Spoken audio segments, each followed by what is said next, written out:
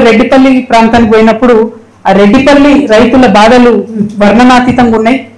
వారి కోసము కలెక్టర్ గారు వచ్చి ఏం చెప్తారంటే, మీ ట్రిపుల్ ఆర్లో పోయేటటువంటి మీ భూమిని నేను 3 విడతలుగా పేమెంట్ చేస్తాను అని చెప్తున్నాడు కలెక్టర్ గారు. కానీ ప్రజలు నమ్మడం లేదు. నేను కోరేది ఒకటే కలెక్టర్ గారిని, మీరు 3 విడతలుగా డబ్బులు ఇస్తా అంటే 3 విడతలుగా ఎకరానికి మీరు ఇస్తానన్నటువంటి 44 లక్షల రూపాయలు కాకుండా 1 కోటి రూపాయలు ఇవ్వాలని అక్కడ డిమాండ్ చేస్తూ ఉన్నారు ప్రజలు. అది కూడా మీరు రిటర్న్లో ఇవ్వండి, రాసి ఇవ్వండి, మేము 3 దఫాలుగా 1 కోటి రూపాయలు పేమెంట్ చేస్తామని రైతులు భూమి ఇవ్వడానికి రెడీ ఉన్నారు. లేదంటే అక్కడ కాళేశ్వరం కాలువ ఏదైతే ఆ ఊరు నుంచి పోతుందో అక్కడ ఒక 156 ఏకర్స్ 156 ఎకరాలు ఎక్సెస్ ఉన్నది ల్యాండ్. భూమికి బదులుగా భూమి ఇవ్వమని అక్కడ రైతులందరూ కూడా వాళ్ళ మాటగా మీడియా తరఫున ప్రభుత్వానికి చెప్పమని నాకు నిన్న కోరినారు.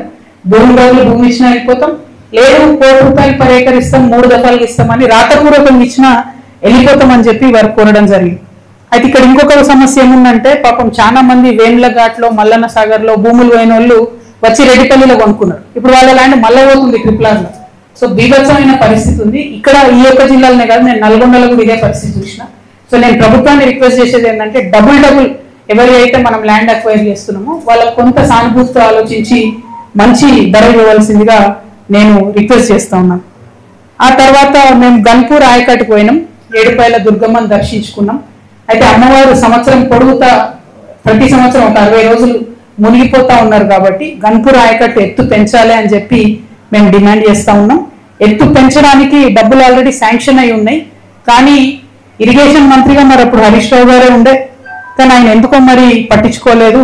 ఈ గన్పూర్ ఆయకట్టు 0.2 TMC ఉండే, ఇసుక వేయకపోయి 0.138 TMCకి దాని కెపాసిటీ పడిపోయింది. సో తర్వాత డెసిషన్ జరిగింది 0.3 TMCకి కెపాసిటీ పెంచాలని చెప్పి 43 కోట్ల రూపాయలు 2016లో మంజూరు చేశారు. కానీ 2024 వరకు కూడా ఖర్చు పెట్టింది ఎంత అంటే 18 కోట్లు.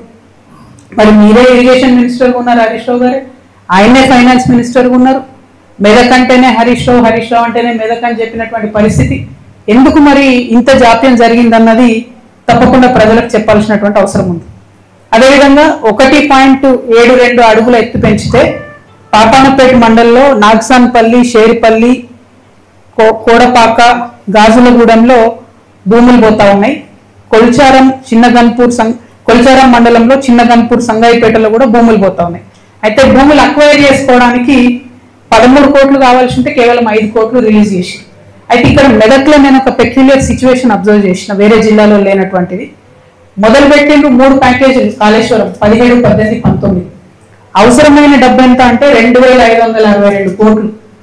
కానీ ఇచ్చింది ఎంత 991 కోట్లు.